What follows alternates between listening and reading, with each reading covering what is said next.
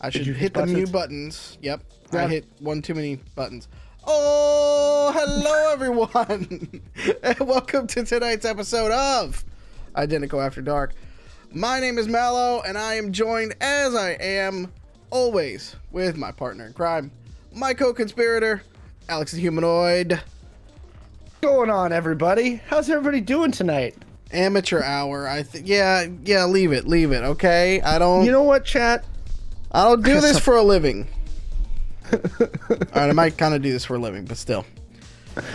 Welcome into the show. We got a packed show for you tonight. We're going to be talking about a lot of different pieces and parts, but first, I would like to persuade you, perhaps, upon the idea of getting some merchandise from us and supporting the show.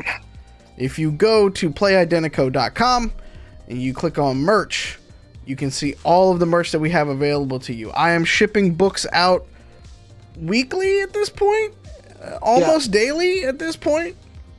We figured out pirate ship and all of our good stuff, so like now it's much easier to get these things out the door to you. Yeah. We've lowered the price of the book.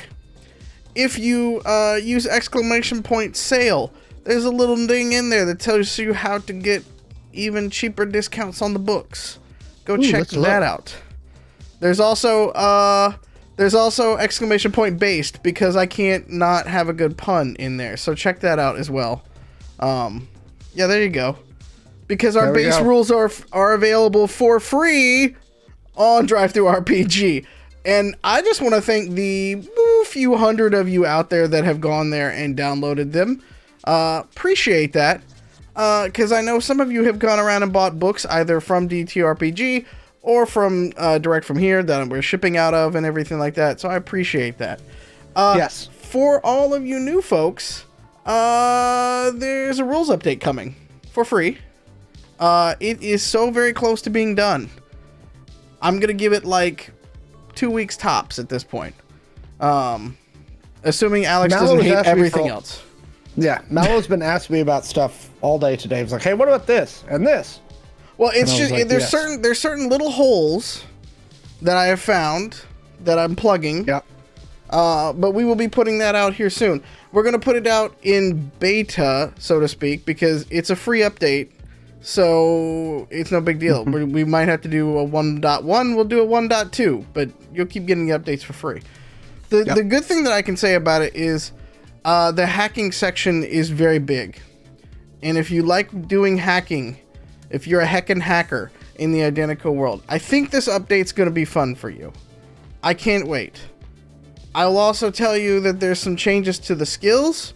Not the skills, sorry. There's changes to the attributes that actually make the game go a little bit more smoothly and actually give you a little bit more personalization. So this comes after hundreds of thousands of hours of playing this game, both at Alex's shop and online with our games. So I can't wait to actually get this into your hands coming up soon. So I've been doing 1.05. Yeah, basically. The beauty of it is kind of like with these rules updates and stuff like that, you know, everybody has errata and stuff like that. There's mistakes and, you know, these are big books and stuff like that. But the beauty of it is that in a living sort of game and campaign like this, we can get feedback directly from the players and then implement it and just make it better. But we don't have to, like, you know, wait around to do like code and development and stuff like that. Yep. So very exciting. And for those that are curious, we have signed up to receive more information about the ORC, the open license system that Paizo is working with other people in developing. So we're going to see how that goes. Yeah, we're being cautiously optimistic about it. But we have signed up. We did sign up, and I have gotten my first kind of glimpse behind the curtain a little bit. So it's been very top level at the moment, you know, but we're going to see where this goes and see what happens. So I'm very excited for it. As aforementioned too, if you want to help us by getting any of our stories and any of our short story books, you can go to Amazon.com, search for Identico, search for Warehouse 54, or search for In Defiance of Chaos. Any of those will take you to those books. and that also goes and helps out the show. And soon, hopefully, TM, I'll be able to announce the next convention that we're going to be at. If my angry emails go through like they're supposed to. They've been very fun to read. Angry emails have been very fun to read. I have a way of cussing people out without actually using 4-letter words. Surprisingly, I know, but, because I like to use 4-letter words on this show a lot, but I wanted to be very adamant about this particular show that we're getting to, because we've missed you, and we haven't been to a convention since the pandemic, and I think it's about time for us to come back to a convention and see all of your beautiful faces out there. I just want to also thank, before we get into the topics tonight, I want to thank Tip, and I want to thank VT for subscribing. If you got a Prime sub, use the monies that they're trying to hold from you. Use them monies. Help us out. Spend Amazon's money. Spend Amazon's money. They're not spending it. They just cut 18,000 plus people. Oh, boy. That may get me in trouble, and I don't care. Anyways, Alex, what's our first topic tonight? Obviously, Hasbro's been in kind of a snit and having some problems with this lately. But in spite of everything, they released a new trailer for the Dungeons & Dragons movie this week. We're starting with the dumpster fire. Got it. Yeah. I sat down and watched the trailer. It's not good. So how much of it is it? Because when we first talked about this, we were like, it's going to be more Guardians of the Galaxy style, but without to me, it's going to be without the polish of a James Gunn writing. And that's just it. It really looks like they're trying to do this MCU thing without as good of writers, right? Like, it's all very ha-ha jokes. Look, he's trying to cut his ropes on a stair and it's funny, and he tripped the trap, and I just Chad's saying, first trailer I thought it could be dumb fun. It seems like they're leaning into it. Then the second one I pretty much hit and waiting until it's on streaming, and that's kind of I'll probably go see it in the theater so we can review it for the show the weekend it comes out, because I don't think I'm gonna have a hard time getting tickets. Sometimes but do you want to be part of the statistics, Alex? Mallo and I have had issues in the past where we were trying to do stuff to review for the show, and we were having to see midnight, or crazy hours things because we couldn't see tickets because they were good movies. I don't think we're gonna have this problem. It doesn't look good. What about it vexes you so much? Chat, let us know too. It's not even that it's vexing me. It just looks like, you're trying to MCU up the D&D movie, and you're trying to, we're funny and we're making jokes, and look, it's funny, and yeah, it looked like it's trying to be too cute by half, right? And especially when you're trying to introduce this IP to the greater audience and try and build this thing to make D&D bigger than it was, this just doesn't look like it. It just looks like I don't see anything in this film that I'm like, this is going to get a normie, because who cares if the TTRPG audience sees it? It's not that many people, right? Wow. They need to draw in the normies, right? Yeah. Marvel figured that out. If it was only comic book fans seeing Marvel movies, we'd still be in the 90s as far as box office goes. True. Marvel and DC figure this out. You've got to get the standard movie-going audience, and I just don't see anything in this film that makes me think they're going to grab the normies. What's the draw here, right? The 2000 attempt was so dumb it was fun, is what chat's saying. And some people are saying it looks better than the 2001. I'll be honest. Does it? You replaced Marlon Wayans with Chris Pine. Yeah. You're still being very jokey about it. Right. Right? And you're not... I don't think you're taking the source material seriously. It's interesting because...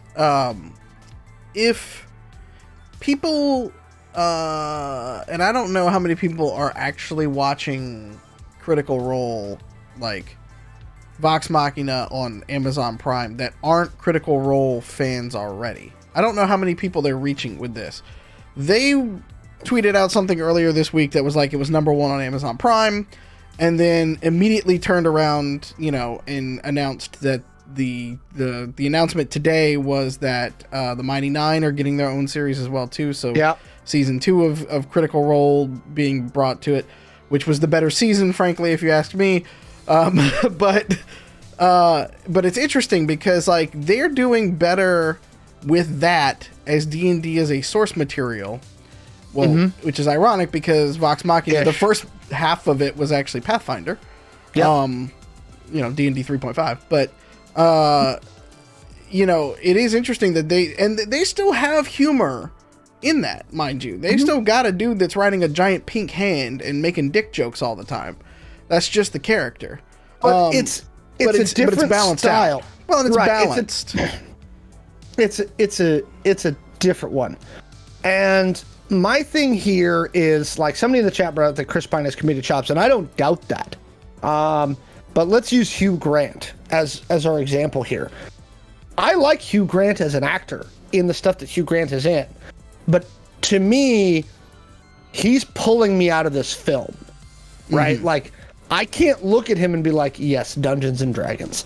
Like, and especially in an era where, like, serious fantasy does well.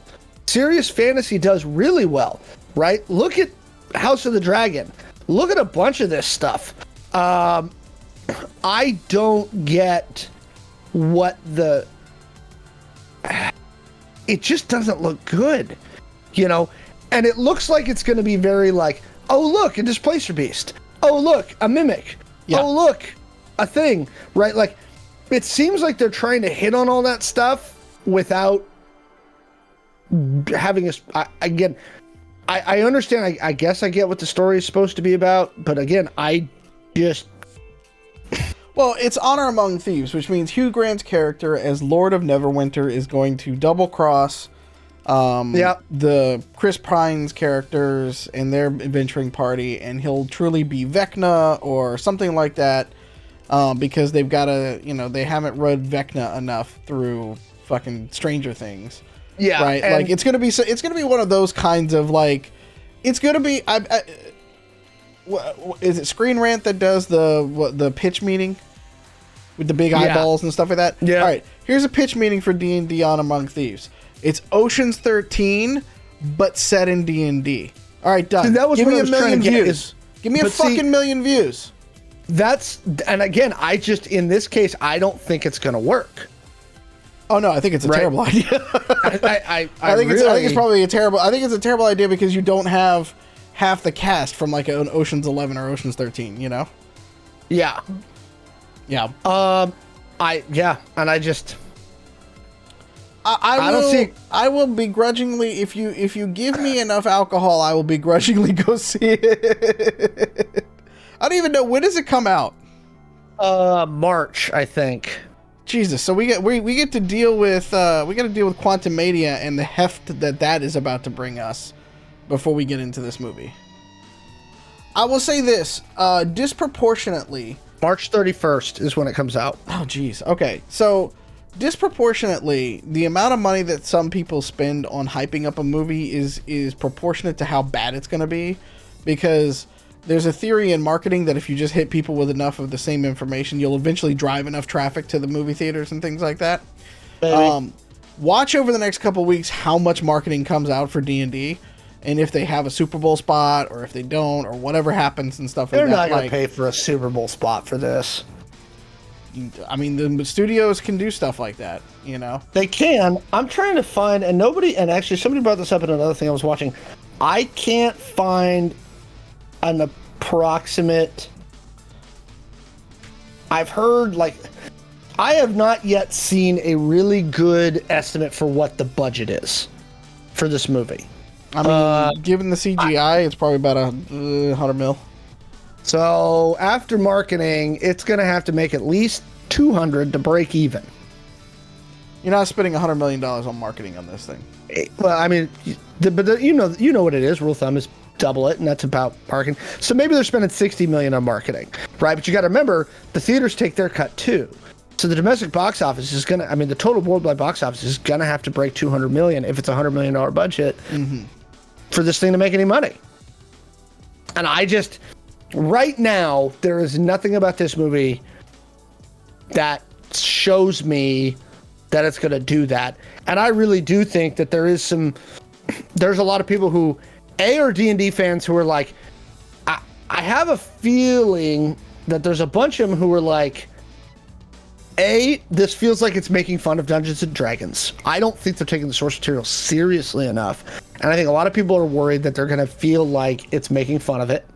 And 2, I think that there's a portion of the audience that's pissed off enough at D&D and Hasbro right now to be like, we're done. I'm not going to go see this. I'll wait for streaming. I tweeted out last week when they put out the updates for the playtest of OGL 1.2. Did you see they responded today too? No, I did not see the response today, but I basically just put it out there and said this is the death of D&D. Because everything that they have tried to do to walk back the original bullshit that they wanted to put out there is basically watering it down, but not only to the fact of like they are mishandling crisis communications at every possible turn. So I have to say, I think that they hired a new community and social manager because the tone has changed in the last 10 days. So they did put out a response on OGL 1.2 today. They said, we'd like to thank the community for sharing their feedback. 10,000 people have responded to the survey, which will close February 3rd. So far, survey responses have made it clear that this draft of OGL 1.2 hasn't hit the mark for our community. I wouldn't say that they hired anybody new. No, that's about the same. That's the same wet noodle response that they've had. That first response they did was shitty. Thanks for your feedback on our. Thanks to feedback from you and our VTT partners, it's clear that our draft VTT policy also missed the mark.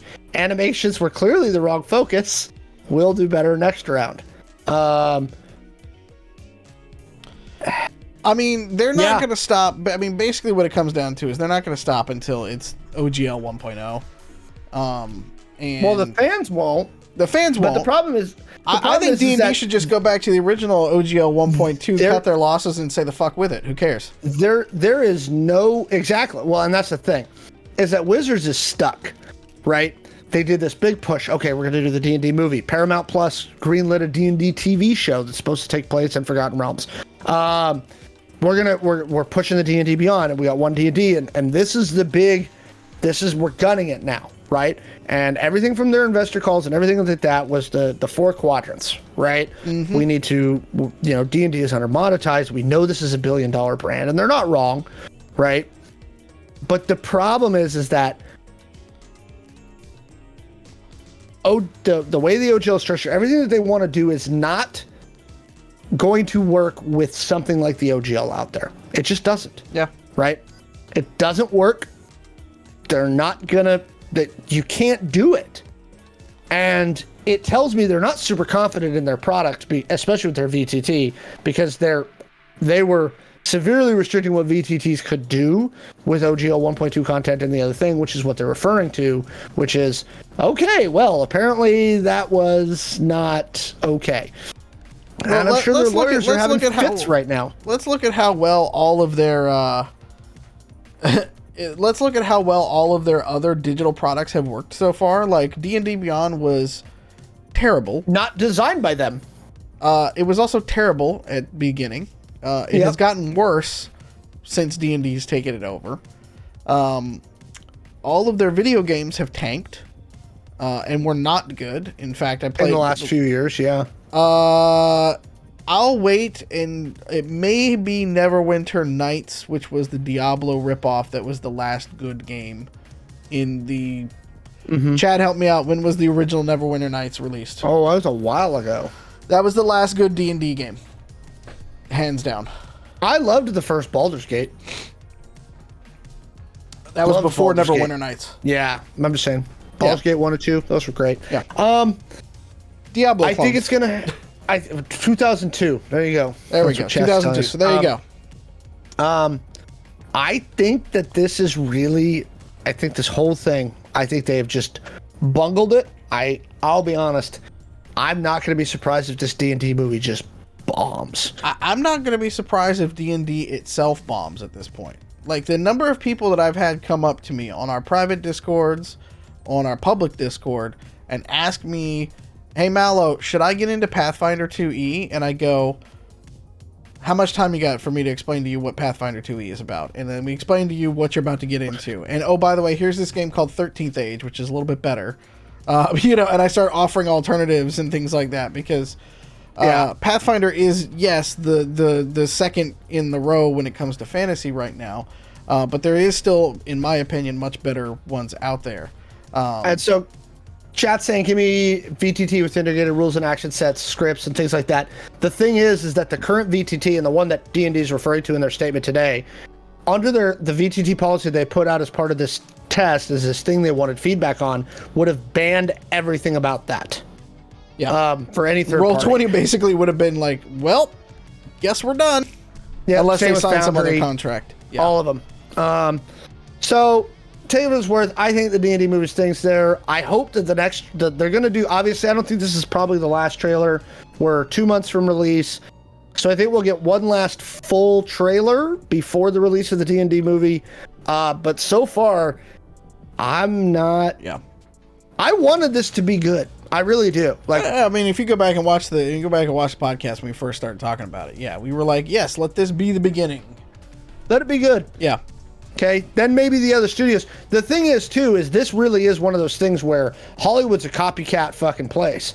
If the D&D movie did well, other studios would start looking at other tabletop RPG properties to start optioning them, to start making movies out of this stuff. This is just Alex wanting to make a movie, y'all. Like, I do want to make a movie out of Identico, but you know it's true, right? The YA craze hit, and now everybody's got to make a YA freaking movie, right? Yeah. So, like I said, I was hopeful, but it's crap. Cyberpunk is already out there. Cyberpunk is not done well enough by Netflix. And actually, is it canceled too? Netflix doesn't promote their crap. Well, yeah, but I didn't really like the story of the latest Cyberpunk one. But did Netflix cancel Cyberpunk too? Edge Runners or whatever. I'll look, but I don't think they've. I don't think they've greenlit it for a second. I don't think they've greenlit it for a second season. There's no plans for a second season yet. CDPR said no.